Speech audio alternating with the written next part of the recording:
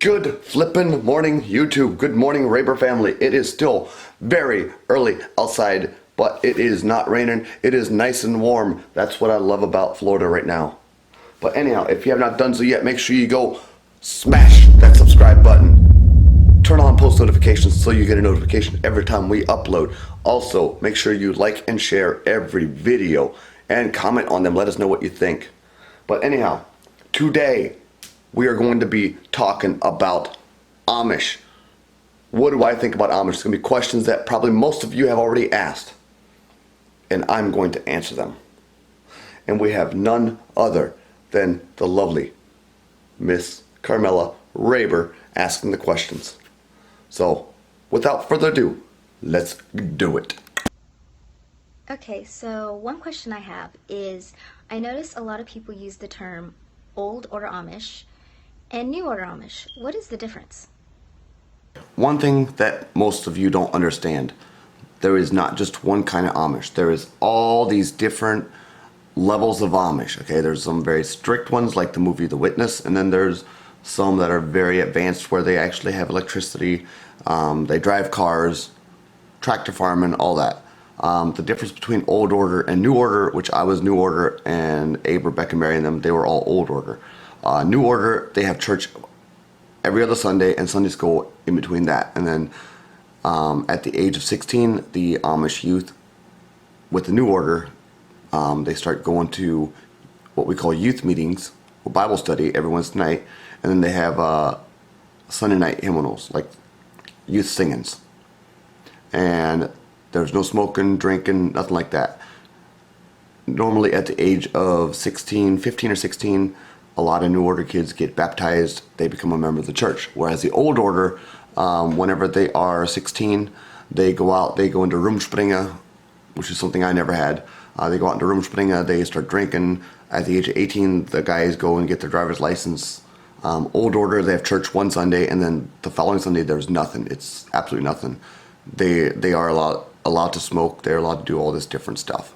So there's a huge difference. New Order, they have sliding doors and rubber tires on their buggies. Old Order, they have metal, or they have the steel wheels on their buggies. They have a rolled curtain. It's so many differences. It's hard to explain everything. Another question I have is, how do Amish men view women? Well, it all depends on what Amish you're from. If you're with the more strict Amish, the woman is supposed to stand down. It's like she's here, the guy's up here. But the way I grew up, you're supposed to be on the same level.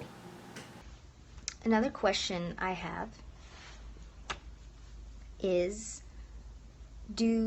why do they feel that modern technology is a sin? Or do they think it's a sin, and why don't they use it? Okay, first of all, they go by what the Bible says, hardcore. And the Bible says to stand apart from the world if you're a Christian. And modern technology is not standing apart. So, therefore, that's the reason why they dress the way they do, because, it's not just technology, it's also the dress. They say stay away from the modern dress. Cell phones, they feel like those phones can call people, or they can call places that shouldn't be called. Just like a car, they feel driver's license and having a car is wrong, because they feel that car can take you to places like the bars or places you shouldn't be going to. But they don't realize that it's the driver behind the wheel. Okay, but here's what blows my mind: they would instead of them getting their own driver's license and their own car, they would rather pay somebody to do their sin. And what I mean by that is they would rather pay a driver to pick them up and take them to all these places. So they're paying somebody else to do their sin, pretty much. What language do Amish speak? Do they all have the same language in all areas, or is it just all the same? I mean, for the most part, it is the same. It all depends wherever you go. There's a different dialect to each one. If you go to Lancaster, Pennsylvania, they use a lot more German. If you go to Ohio, it's like High German almost, I guess you would say. They mix in a lot of English words. If you go to northern Indiana, there they use a lot of English. If you go to southern Indiana, like Bern, Indiana, all those, there a lot of Amish actually speak Swiss German, which I myself can't even understand. So it all depends where you're at. Another question I want to know is, how do you say "I want to eat" in Pennsylvania Dutch? Because that's going to be my new favorite sentence. You would ask that. You would say "Ich will essen." Ich, I-C-H. Will, V-I-L. Esse, E-S-S-A. Ich will essen.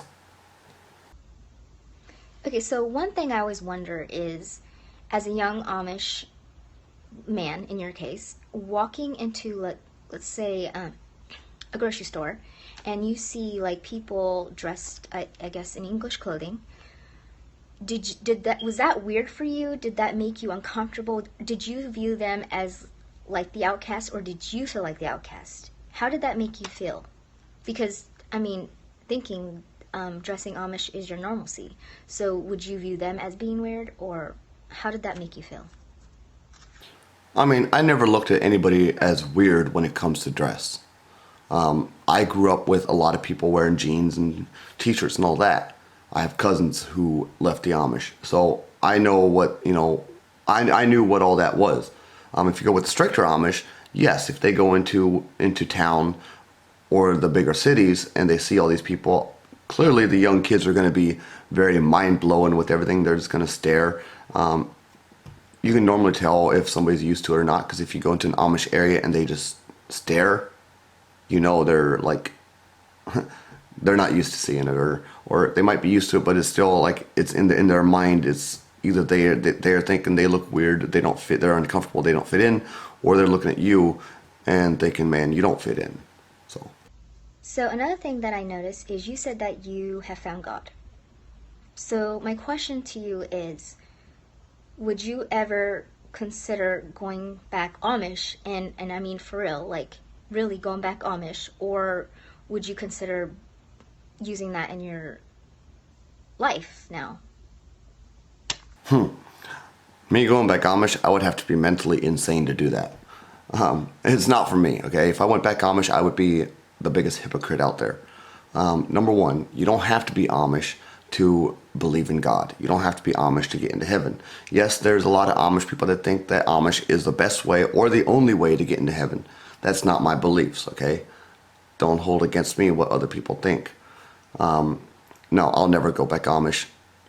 I can have God right where I'm at. I can have God right here in the kitchen. I can have God in the living room. I can have God in Walmart, wherever I go. I mean, I can have God with me at all times. So I don't have to be Amish for that. Okay, so another question I have is, and I get this all the time.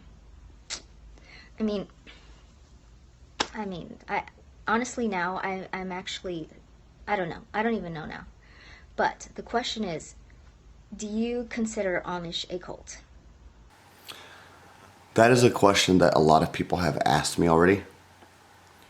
And if you look up the word cult in the dictionary, it is a group of people with man-made rules.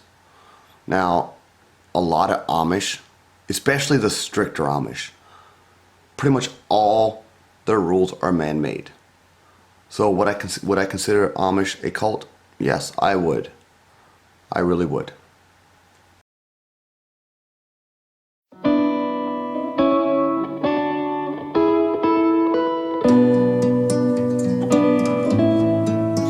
But anyhow, guys, that is the vlog for today. I hope you enjoyed it. And like you saw, comment below if you have any questions. And if we get enough questions, then enough interest in this video, then we'll do a second one, third one, whatever it takes. So make sure you smash that subscribe button, you like and share our videos, comment on them, helps us out. So that is it for today. Until tomorrow, I will see you guys later. Peace.